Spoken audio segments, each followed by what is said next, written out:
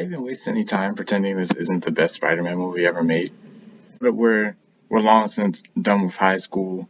I mean, he graduated in the first one. Peter has moved on to college. He's trying to balance his college life. He's trying to balance employment because a staple of Spider-Man is financial problems. He's trying to get a whole bunch of stuff going with his love life with Mary Jane, but that doesn't seem to be going anywhere.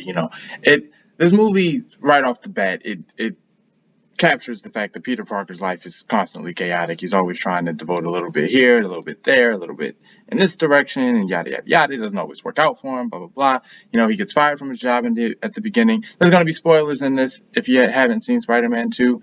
His relationship with Mary Jane isn't really working out, as if he didn't establish in the first one that he can't really afford to be with her because he knows he's Spider-Man. I guess he's having a little bit of buyer's remorse or whatever, so he's trying to walk that back, but it's not working out for him. The dude is always pushing him for rent, in the apartment that he stays in, the crummy apartment that he stays in, but it's New York, what can you do? And that pretty much sets the stage for another fantastic Spider-Man movie. I'm not gonna gush about Tobey Maguire's performance, because, like I said in the last one, I have never been super impressed by the guy playing Spider-Man. I mean, he did set the stage. He did change the game. These are all credits that can be given to him. Is he the best Spider-Man we ever got? No, he isn't. I'll get to that in a later video as to who I think is the best. If I didn't say that in the first one, I might have. Who knows? I don't remember. I only watched these videos back like once. That's why you see all of this lighting trouble going through and whatever. By the time I'm done recording it, I don't feel like figuring out how to fix that. So that's just that on that. Anyway, back to the movie. Harry Osborn, I really like in this movie. The tension between him and Peter is growing. Peter, and like it's not a forced tension. Peter makes his money by taking pictures for Spider-Man. That's how he puts bread on the table. He works for the Daily Bugle, and Harry is under the impression that Spider-Man killed his father. So it's almost like a question of loyalty. Like, how can you profit off of this menace who took my father from me and yada yada yada? The seeds of what Harry will later become, as I said in the first movie, is even firmer planted in this movie as he and Peter start to have like real blows to the point where there's a scene in the movie where Harry straight up like lays hands on Peter, which just speaks to how good of a person Peter Parker can be when he wants to be, because he's got all these powers and he could put Harry straight on his behind, but he doesn't, because I guess one, he doesn't want to misuse his abilities because he's already seen what happens when he uses his abilities irresponsibly. But number two, I think he understands Harry's frustration, his anger. This is a lot of the drama that's going on around the central issue of the movie. It's his relationship with Harry. His relationship with Mary Jane, as I said, is strained. He's not able to be there for her, and she gets engaged to J. Jonah Jameson's son, I believe. And that's a whole thing. Mary Jane gets a lot of flack for what she does in this movie, and I'm not entirely about to defend her. I do recognize the fact that Peter walks away and then tries to walk back and kind of tries to have a foot in both lanes, which is a thing that frustrates me on a personal level. So far be it from me to excuse spiteful and petty behavior. And there are times where that's what Mary Jane is doing, but I'm not entirely ready to chalk up everything that she does in that movie as spiteful and petty. I truly believe that she was trying to make peace with the fact that her life with Peter is just not going to happen, and she's not content to let him kind of have one foot in, one foot out, and she has found a situation that she can live with, and she pursues that. Enough about the drama. One more thing about the drama. His relationship with Aunt May. He has not told her about Uncle Ben in this movie. He later does. It's a critical turning point in their relationship, but you can feel that he has that guilt. I said in the last one I would talk about Aunt May a little bit more. Aunt May in this movie is what I believe Aunt May is always supposed to be. She's wise, she's supportive, she's human. She does walk away from Peter after that confession because, I mean, this is jarring news for her. How can she really be blamed for doing this? She's been under the impression that her husband's death has been happenstance all this time, presumably at least a year. Actually, to amend something I said earlier, I think I think she did say that they would have been married come a certain amount of years. I think come August. So I think it's been about a year or something like that.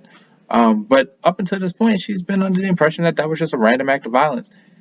And now she knows that while it was a random act of violence, he wasn't specifically targeted. She now knows that her nephew is admitting to having an ability to prevent it and just didn't.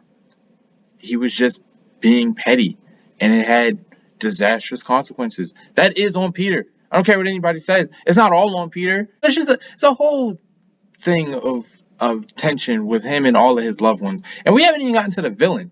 Alfred Molina's Doc Ock. Wow. Um, I love this movie, and Doc Ock is a huge reason as to why, man. I Similar to how Norman Osborn, how Willem Dafoe killed it as Norman Osborn in the first movie. I think Alfred Molina kills it as Doc Ock in this movie. He has somewhat of a disregard for the safety of the people around him. The only thing that really matters to him is proving that he can do this experiment. He wants to change the world. He wants to leave his mark.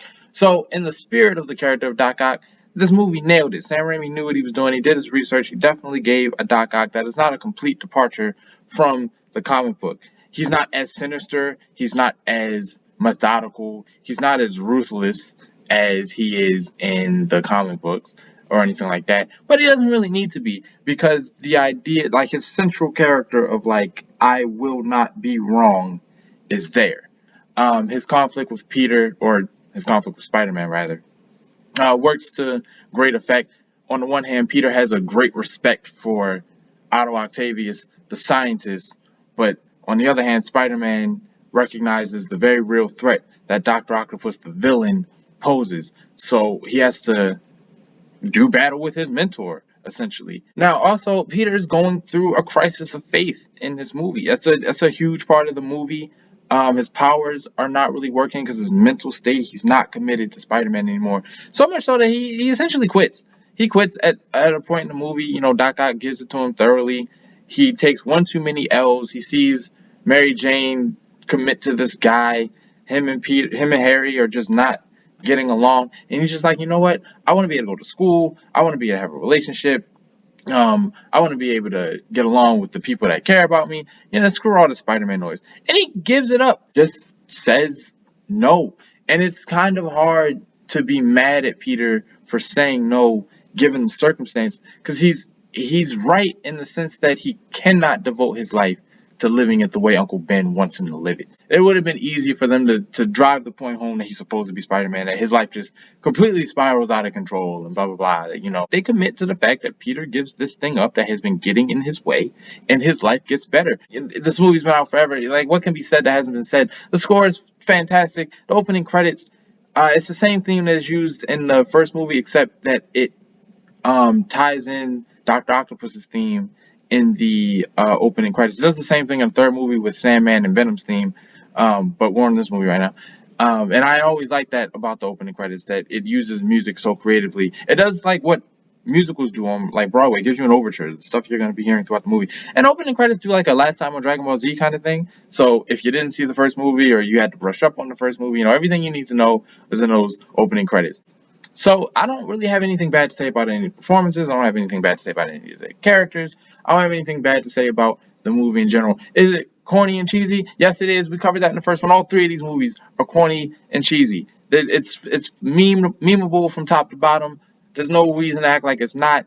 It was the early 2000s. The action scenes are dope. The train scene, I'm not gushing about specific scenes that we all gush about, because we all know the train scene is fantastic. What do you want me to say about it?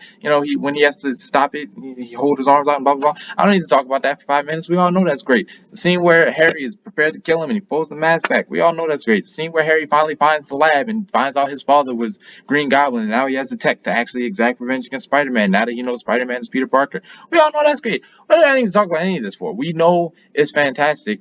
However, a new Spider-Man movie is coming the end of this month, so I'm gonna go down memories lane and talk about all the Spider-Man movies, because why not? The various Spider-Mans, is Spider-Man, whatever it is you want to say. We're gonna talk about it. We're gonna talk about certain things in less detail than others, because we've all been there before. Yet and still, we're gonna revisit it Anyway, I love this movie, man. I love Spider-Man too. I'm not even that big a Spider-Man fan, honestly, but there is no Spider-Man movie that I like more than Spider-Man 2. And this isn't even my favorite incarnation of Spider-Man. The Sam Raimi trilogy is not my favorite version of Spider-Man. Oh, it's one of the best superhero movies that's ever been made.